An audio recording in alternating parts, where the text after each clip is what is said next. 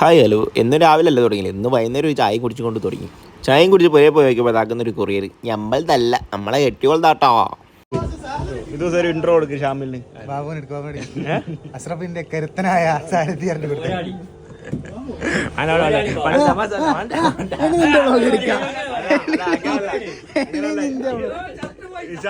ഒരു വ്ളോഗ് എടുക്കുന്ന വന്നോനാ ഇപ്പൊ കളിക്കുന്നവർക്ക് കുറവോ